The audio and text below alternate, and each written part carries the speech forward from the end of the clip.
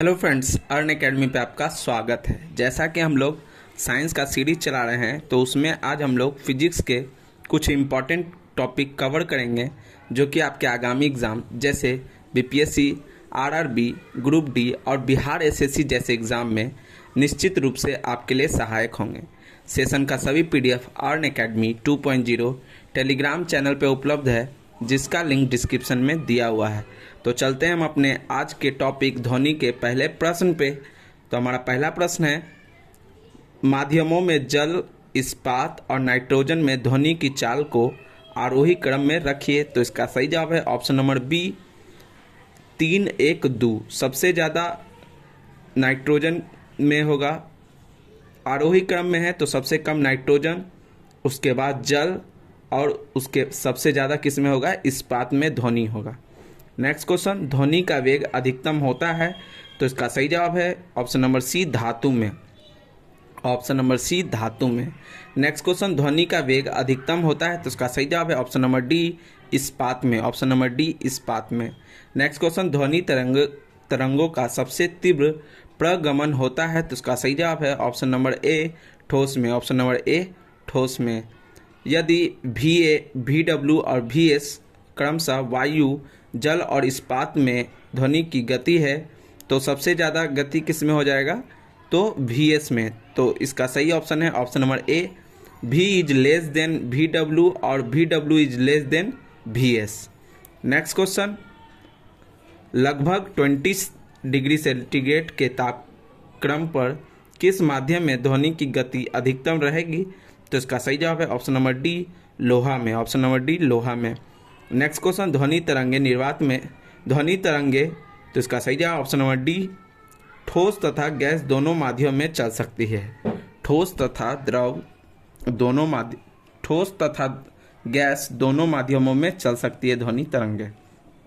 Next question, वायु में ध्वनि तरंगे होती हैं। तो इसका सही जवाब है ऑप्शन नंबर बी, अनुदैर्घ्य।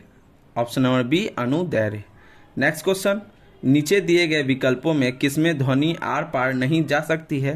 तो इसका सही जवाब है ऑप्शन नंबर बी, निर्वात में। ऑप्शन नंबर बी, निर्वात में। नेक्स्ट क्वेश्चन, ध्वनि तरंगे नहीं चल सकती है। तो इसका सही जवाब ऑप्शन नंबर डी, निर्वात में नहीं चल सकती है। नेक्स्ट क्वेश्चन, जब एक ध्वनि तरंग एक माध्यम से दूसरे माध्यम में जाती है तो वह राशि जो अपरिवर्तित रहती है। तो इसका सही जवाब है ऑप्शन नंबर ए, आवृत्ति। ऑप्शन नंबर ए, आवृत्ति। नेक्स्ट क्वेश्चन, म्यूजिक कॉन्सर्ट के लिए हॉल की दीवारों को, तो इसका सही जवाब है ऑप्शन नंबर डी, ध्वनि का अवशोषण करना चाहिए। ध्वनि का अवशोषण करना चाहिए। नेक्स्ट क्वेश्चन, स्पष्ट रूप से प्रतिध्वनि सुनने के लिए परावर्तित सतह और सुनने वाले के मध्य कम से कम दूरी होनी चाहिए। तो इसका सही जवाब है option number D, 16.5 metre. 16.5 metre. Next question, ध्वनि के स्रोत व परावर्ती सतह के बीच न्यूनतम कितनी दूरी होनी चाहिए जिससे कि प्रतिध्वनि स्पष्ट सुनाई पड़े। तो इसका सही जवाब है option number B, 17 metre. Option number B, 17 metre. Next question, ध्वनि का वायु में वेग अनुमानतः होता है। तो इसका सही जवाब है ऑप्शन नंबर सी, 330 मीटर प्रति सेकेंड। 330 मीटर प्रति सेकेंड। नेक्स्ट क्वेश्चन, चंद्रमा के धरातल पर दो व्यक्ति एक दूसरे की बात नहीं सुन सकते क्योंकि। इसका सही जवाब है ऑप्शन नंबर बी, चंद्रमा पर वायुमंडल नहीं है। चंद्रमा पर वायुमंडल नहीं है।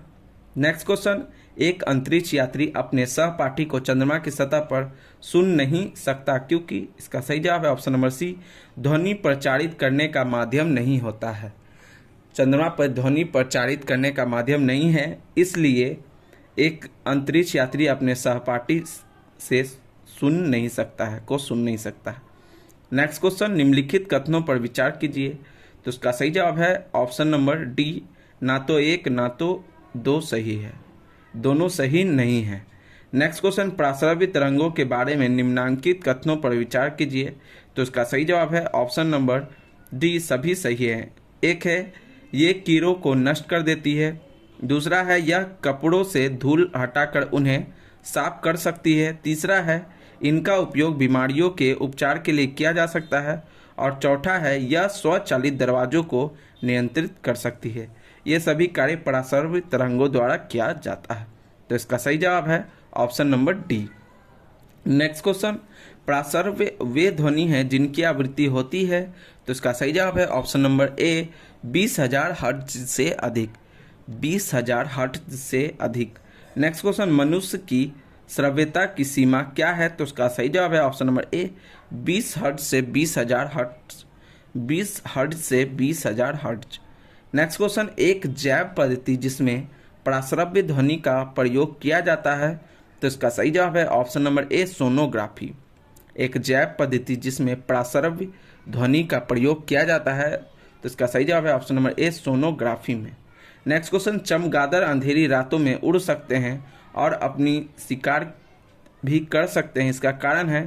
तो इसका सही जवाब है ऑप्शन नंबर डी, वे पराध्वनि तरंगे निकालते हैं और उन्हीं के द्वारा निर्देशित होते हैं। वे पराध्वनि तरंगे निकालती हैं और उन्हीं द्वारा निर्देशित होते हैं। नेक्स्ट क्वेश्चन, निम्नलिखित कथनों पर विचार कीजिए। इसका सही जवाब है ऑप्शन नंबर सी 1, 3, 4 सही है। एक है हृदय अपश्रव्य आवृत्ति पर कंपन करते हैं। तीसरा है मैक संख्या ध्वनि की गति वर्णित करने के लिए प्रयोग में लाया जाता है। और चौथा है पराश्रव्य ध्वनि की आवृत्ति 20,000 हर्ट्ज से अधिक होती है। तो इसका सही जवाब है option number C. Next question, पराध्वनिक जेट की उड़ान के कारण क्या होते हैं। तो इसका सही जवाब है option number C ozone layer में बाधा। ओजोन लेयर में बाधा। नेक्स्ट क्वेश्चन, कथन और कारण। कथन है समुद्र तल के निकट मैक संख्या 1 पर जा रहे वायुयान की चाल की तुलना में 15 किलोमीटर की ऊंचाई पर मैक संख्या 1 पर जा रहे वायुयान की चाल अधिक होती है। कारण है ध्वनि की गति परिवर्ती माध्यम के रूप के ताप पर निर्भर करती है। तो इसका सही जवाब है ऑप्शन नंबर डी, ए गलत है परंतु आर सही है। कथन गलत है परंतु कारण सही है। नेक्स्ट क्वेश्चन, डेसिबल किसे मापने के लिए प्रयोग में लाया जाता है। तो इसका सही जवाब है ऑप्शन नंबर सी वातावरण में ध्वनि को। वातावरण में ध्वनि को। नेक्स्ट क्वेश्चन, डेसिबल इकाई का प्रयोग किया जाता है। तो ध्वनि की तीव्रता नापने के लिए। ध्वनि की तीव्रता मापने के लिए। नेक्स्ट क्वेश्चन, डेसिबल इकाई का प्रयोग जिसके मापन में होता है वह है। तो इसका सही जवाब है ऑप्शन नंबर सी ध्वनि की तीव्रता। ध्वनि की तीव्रता। नेक्स्ट क्वेश्चन, जब दो लोग आपस में बात करते हैं तब कितने डेसिबल ध्वनि उत्पन्न होती है। तो इसका सही जवाब है ऑप्शन नंबर सी लगभग 30 डेसिबल। लगभग 30 डेसिबल। नेक्स्ट क्वेश्चन, 100 डेसिबल का रव का प्रबलता स्तर संगत होगा। तो इसका सही जवाब ऑप्शन नंबर डी यंत्र कारखानों के शोर से। यंत्र कारखाने के शोर से। नेक्स्ट क्वेश्चन, विश्व स्वास्थ्य संगठन के अनुसार एक नगर के लिए सुरक्षित ध्वनि प्रदूषण स्तर है। तो इसका सही जवाब है ऑप्शन नंबर ए 45 डेसिबल। 45 डेसिबल। नेक्स्ट क्वेश्चन, मनुष्यों के लिए शोर की सीमा करीब करीब होती है। तो इसका सही जवाब option number B 85 decibel. 85 decibel. Next question, किस स्तर से अधिक की ध्वनि हानिकारक ध्वनि प्रदूषक कहलाती है। तो इसका सही जवाब है 80 डेसिबल से। 80 डेसिबल से। नेक्स्ट क्वेश्चन, मनुष्य के लिए मानक ध्वनि स्तर है। तो इसका सही जवाब है option number B 60 decibel. 60 decibel. Next question, एक मजदूर रेल की पटरी पर कार्य कर रहा था। एक लड़का कुछ दूरी पर अपने कान पटरियों पर रखकर जब मजदूर द्वारा की जाने वाली हथौड़े की आवाज़ को सुनता है तो उसे 2 बार आवाज़ें सुनाई देती है। इसका कारण है। तो इसका सही जवाब है ऑप्शन नंबर ए ध्वनि का वेग इस्पात में वायु की अपेक्षा अधिक होती है। ध्वनि का वेग इस्पात में वायु की अपेक्षा अधिक होती है। नेक्स्ट क्वेश्चन, कथन और कारण। कथन है 2 कथन दिए हैं, 3 कथन है। कथन है जब हम ठोस में गैसीय अवस्था में जाते हैं। जब हम ठोस से गैसीय अवस्था में जाते हैं तब ध्वनि की गति कम हो जाती है। कथन दूसरा है किसी भी माध्यम में जैसे ही हम तापमान को कम करते हैं तो वैसे ही ध्वनि की गति बढ़ जाती है। और तीसरा है ध्वनि की गति कांच के माध्यम की तुलना में एल्युमिनियम के माध्यम में कम रहती है।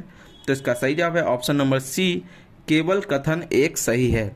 केवल कथन एक सही है।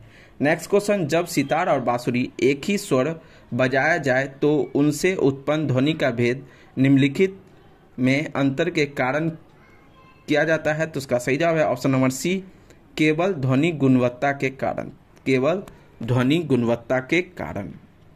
नेक्स्ट क्वेश्चन, एक सितार में किस प्रकार की ध्वनि तरंगे उत्पन्न होती है? तो उसका सही जवाब है ऑप्शन नंबर डी, अप्रगामी एवं अनुप्रस्थ। अप्रगामी एवं अनुप्रस्थ। नेक्स्ट क्वेश्चन, कथन और कारण। कथन है अनुरणन विशेषता बड़े गिरजाघरों तथा अन्य बड़े भवनों में प्रतीत होती है, और कारण है दीवारों, छत एवं धरातल से अपवर्तीय ध्वनि परावर्तन हो सकता है। तो इसका सही जवाब है ऑप्शन नंबर ए, कथन और कारण दोनों सही है, और कथन और कारण कथन की सही व्याख्या कर रहा है। नेक्स्ट क्वेश्चन, निम्नलिखित कथनों पर विचार कीजिए। तो इसका सही जवाब है ऑप्शन नंबर डी, ना तो एक ना तो दो। नेक्स्ट क्वेश्चन, निम्न में से किसकी तरंग लंबाई सबसे अधिक होती है? तो उसका सही जवाब है ऑप्शन नंबर डी, रेडियो तरंग। ऑप्शन नंबर डी, रेडियो तरंग। नेक्स्ट क्वेश्चन, एक टीवी सेट को चलाने के लिए निम्नलिखित में से किस एक टीवी रिमोट नियंत्रण इकाई द्वारा प्रयोग किया जाता है? तो इसका सही जवाब है रेडियो तरंगे को। रेडियो तरंगे को। नेक्स्ट क्वेश्चन, सामान्य टीवी रिमोट कंट्रोल में उपयोग की जाने वाली तरंगे होती है? तो उसका सही जवाब है ऑप्शन नंबर सी, अवरक्त किरणें। अवरक्त किरणें। नेक्स्ट क्वेश्चन, टेलीविजन के दूरस्थ नियंत्रण के लिए किस प्रकार के विद्युत चुंबकीय विकिरण का प्रयोग किया जाता है? तो उसका सही जवाब है अवरक्त। अवरक्त। नेक्स्ट क्वेश्चन, निम्नलिखित में से कौन सा विद्युत चुंबकीय विकिरण टेलीविजन के दूरस्थ नियंत्रण के लिए प्रयोग में लाया जाता है? तो उसका सही जवाब है अवरक्त। अवरक्त। नेक्स्ट क्वेश्चन, टेलीविजन ग्राही के दूरस्थ नियंत्रण में किस प्रकार की वैद्युत चुंबकीय विकिरण प्रयोग में लाई जाती है? तो इसका सही जवाब है अवरक्त। अवरक्त। नेक्स्ट क्वेश्चन, जब टीवी का स्विच ऑन किया जाता है तो उसका सही जवाब है ऑप्शन नंबर ए, श्रव्य और दृश्य दोनों एक साथ शुरू होते हैं। श्रव्य और दृश्य दोनों एक साथ शुरू होते हैं। नेक्स्ट क्वेश्चन, दूरदर्शन प्रसारण में चित्र संदेशों का संचरण होता है? तो इसका सही जवाब है ऑप्शन नंबर ए, आयाम मॉड्यूलन द्वारा। आयाम मॉड्यूलन द्वारा। नेक्स्ट क्वेश्चन, टेलीविजन प्रसारणों में श्रव्य संकेतों को प्रेषित करने के लिए प्रयुक्त तकनीक है? तो इसका सही जवाब ऑप्शन नंबर सी, आवृत्ति आरोपण। आवृत्ति आरोपण। नेक्स्ट क्वेश्चन, एक रेडियो स्टेशन से 30 मीटर बैंड पर प्रसारण प्राप्त होता है।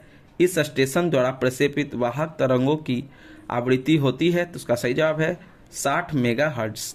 10 मेगाहर्ट्ज। इसका सही जवाब option number C, 10 megahertz. Next question, कथन और कारण। कथन है रेडियो तरंगे चुंबक के क्षेत्र में बंकित हो जाती है, और कारण है रेडियो तरंगे की प्रकृति विद्युत चुंबकीय होती है। तो इसका सही जवाब ऑप्शन नंबर डी, कथन गलत है परंतु कारण सही है। कथन गलत है परंतु कारण सही है। अगर आपको कंटेंट पसंद आया है तो वीडियो को लाइक, शेयर और सब्सक्राइब करें। अपने दोस्तों में ज़्यादा से ज़्यादा शेयर करें। किसी भी सुझाव के लिए कमेंट करें। वीडियो देखने के लिए आपका धन्यवाद।